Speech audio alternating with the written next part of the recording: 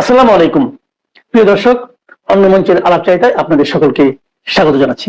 আপনারা সবাই জানেন গতকালকে একটা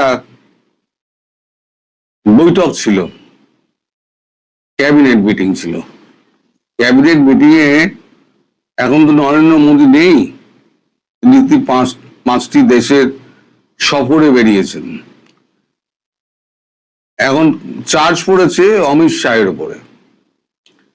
বিভিন্ন বিষয় নিয়ে কথাবার্তা তাদের মধ্যে হয়েছে, আন্তর্জাতিক বিষয় নিয়ে, আমাদের আন্তরাষ্ট্র বিষয়গুলি নিয়ে। কালকে ফলতায় একটা শুভেন্দু অধিকারীর একটা নির্বাচনী সভা ছিল, 21শে মে, যেহেতু ফলতার পুনর্নির্বাচনের কথা, তাই তিনি সেখানে গেছিলেন। দেরি হয়ে যাওয়ার জন্য প্লেন মিস করেছেন। তারপর উনি ওই এতে ভিডিও কনফারেন্সে যোগ দেন, তখন মিটিং শুরু হয়ে গিয়েছে।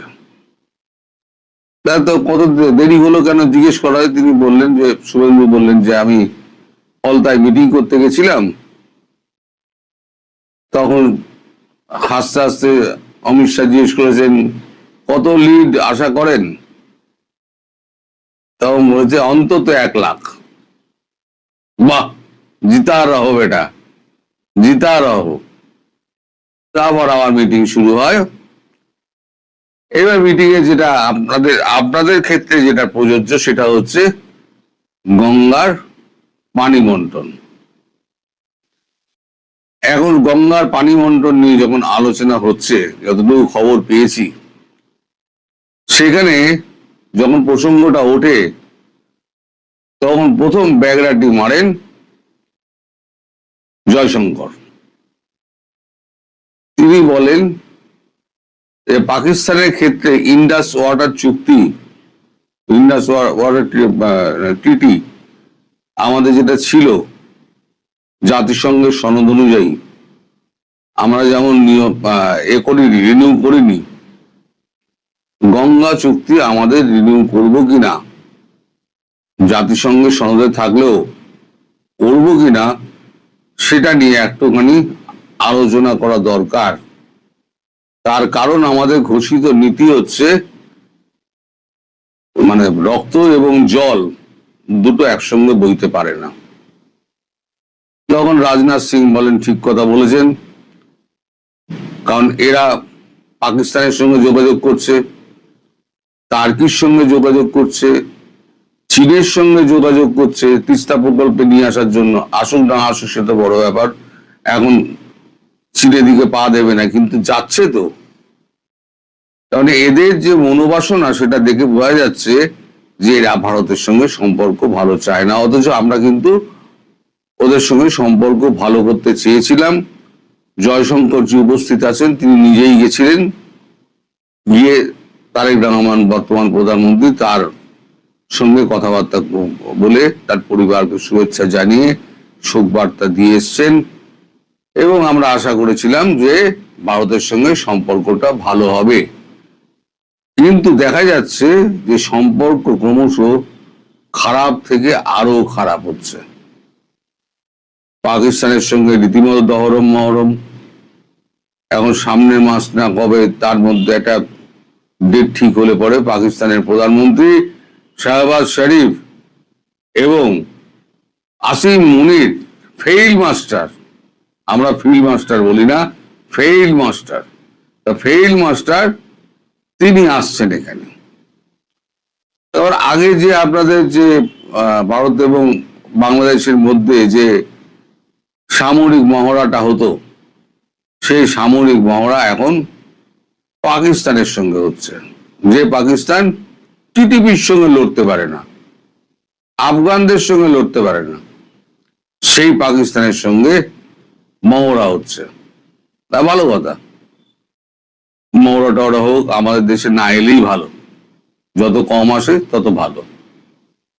দুষ্ট গরুর থেকে শূন্য গোয়াল ভালো। তো তারপরে যে কথাটা হয় যে ওই রক্ত আর জল একসঙ্গে বইতে পারে না, এই নীতিতেই আমরা বিশ্বাসী। সুতরাং আর যাই হোক, ওই পার থেকে যতই আওয়াজ টাওয়াজ দেওয়া হোক, কারণ মির্জা ফখরুল গতকালকে বোধহয় বলেছেন যে ভারতের সঙ্গে সম্পর্ক উন্নয়নের একমাত্র রাস্তা হলো গঙ্গার পানি বন্টন। অববাহিকা আমাদের, আমাদের অববাহিকা দিয়ে কাকে জল দেব কাকে জল দেব না এটা সম্পূর্ণ আমাদের সিদ্ধান্ত। এবার আমাদের সিদ্ধান্ত যদি কোন রকম থাকে, আপত্তি থাকে, তাহলে তারা জাতিসংঘে যেতে পারে, আমরা জাতিসংঘের সঙ্গে বুঝে নেব, কিন্তু জল পাবে না। এবার শুভেন্দুকে জিজ্ঞেস করা হয় যে তিস্তা নিয়ে আপনার মতামত কি? আপনি এখন বাংলার মুখ্যমন্ত্রী পশ্চিমবঙ্গের, আপনার মতামত কি? তখন শুভেন্দু বলেন যে তিস্তা দিয়ে জল যদি আমরা দিয়ে দিই তাহলে পরে আমাদের দক্ষিণবঙ্গ কিন্তু শুকিয়ে যাবে। আর একই গঙ্গার জল আমাদের কমিয়ে দেওয়াতে আমাদের এই প্রিন্সেপ ঘাটে, যেটা কলকাতার যে প্রিন্সেপ ঘাট, সেখানে গঙ্গার জলের স্তর অনেক নেমে গেছে। আগে এখানে জাহাজ ঢুকতে পারতো, মাল এখানেই খালাস হতো, কিন্তু এখন এখানে জাহাজ কেন, বড় লঞ্চও ঢুকতে যায় সমস্যা হয়। ফলে গঙ্গা চুক্তি যদি না হয় আর গঙ্গার জল যদি আমরা পুরোটা পাই, তাহলে আমাদের মানে গঙ্গার গতিপথটা অনেকটা ঠিক হয়ে যাবে। এবং গঙ্গা অ্যাকশন প্ল্যানের যে টাকা বরাদ্দের টাকাটা বাকিটা আটকে রেখে দিয়েছে, কারণ প্রথম বরাদ্দের টাকাটা দেওয়া হয়েছিল, সেই টাকাটা মমতা ব্যানার্জি ওই গাছপালা লাগিয়ে সমস্ত সৌন্দর্যায়নের ক্ষেত্রে কাজে লাগিয়েছেন। গঙ্গার পলি মাটি তোলা হয়নি, গঙ্গার কোনো কাজই হয়নি। সে টাকাটা পুরো অর্ধেক পকেটে গেছে, আর অর্ধেক হচ্ছে গাছগাছালি পোতা হয়েছে। তো গঙ্গা অ্যাকশন প্ল্যানের যে টাকা, বাকি টাকাটা, সেই টাকাটা দিলে পরে আমরা এখানে গঙ্গাটাকে পরিষ্কার করে আমরা গঙ্গার অববাহিকার অঞ্চল যেটা আছে সেটাকে আমরা ঠিকঠাক করে নেব, যেখান থেকে জলটা আমাদের প্রবাহিত হতে পারে।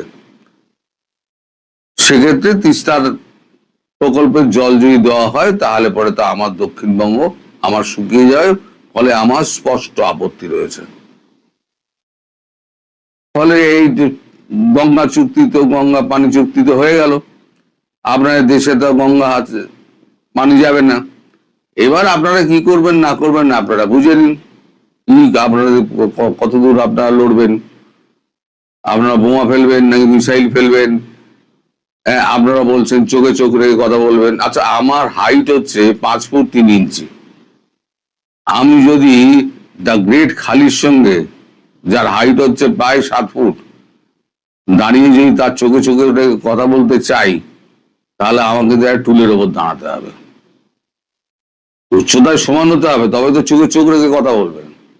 এদিকে ভিক্ষা করে খাচ্ছেন, ভারতবর্ষ না দিলে পরে অবস্থা খারাপ। তারপর আবার ভারতবর্ষের সুসম্পর্ক করার জন্য আপনারা আবার ধমকও দেবেন, আবার শত্রুর সঙ্গে গলা মেলামেলি করবেন। সব তো একসঙ্গে হতে পারে না। তারপরই শুভেন্দুকে অমিত শাহ বলেন, আপনি যে 45 দিনের কথা বলেছেন না, এই জমি দেওয়ার ব্যাপারে অত দেরি করা যাবে না, 30 দিনের মধ্যে জমি করতে হবে। আর আমি বিএসএফ কে বলে দিচ্ছি 15 দিনের মধ্যে কাঁটাতারের বেড়া কমপ্লিট করতে হবে, আর 15 দিনের মধ্যে ইলেকট্রিফিকেশন কমপ্লিট করতে হবে। তার মানে 2 মাস, 1 মাসের মধ্যে জমি, 15 দিনের মধ্যে বেড়া, আর 15 দিনের মধ্যে ইলেকট্রিফিকেশন। বললাম না, ইলেকট্রিক্যাল হবে, বর্ডার ফেন্সিং হবে। তো এই 3টে একসঙ্গে আপনার হয়ে যাচ্ছে, তার মানে বর্ডারও তাড়াতাড়ি বসে যাচ্ছে, border fencing, electrical border fencing হচ্ছে, আর গঙ্গার পানি আর আপনারা পাবেন না। এই খবর একেবারে কনফার্ম খবর, ঘোড়ার মুখের খবর, আমি বলে দিলাম, মিলিয়ে নেবেন, ঘোড়ার মুখের খবর। এইবার যদি আপনারা ভালো সম্পর্ক করতে চান, প্রথমে সম্পর্ক করে দেখান, তাহলে একটা ওই চুক্তি করে সামান্য কিছু হয়তো আপনারা পেলেও পেতে পারেন। আগে আপনাদেরকে দেখাতে হবে যে আপনারা ভারতবর্ষের সঙ্গে আপনারা সহযোগিতা করতে চান। প্রমাণ করার দায়িত্ব আপনাদের। আপনারা প্রমাণ করুন। আপনারা যদি প্রমাণ করতে পারেন তাহলে পরে গঙ্গার জলের ভাগ পাবেন, আর যদি প্রমাণ করতে না পারেন তাহলে ক্রস হয়ে গেল। এবার আপনারা বুঝে নিন। আর ধীরে ধীরে আরো কি কি বন্ধ হবে, আমি বলেছি না, আরো কি কি বন্ধ হবে সেগুলো লক্ষ্য রাখতে থাকুন। বর্ডার ফেন্সিংটা হয়ে যাক, তারপরে খেলা দেখবেন। ডুবে ডুবে জল খায় সবাই, মনে করে শিবের বাবাও টের পাবে না। চোখে চোখ রেখে কথা কি করে বলেন আমরা দেখে নেব। সবাই ভালো থাকবেন, সুস্থ।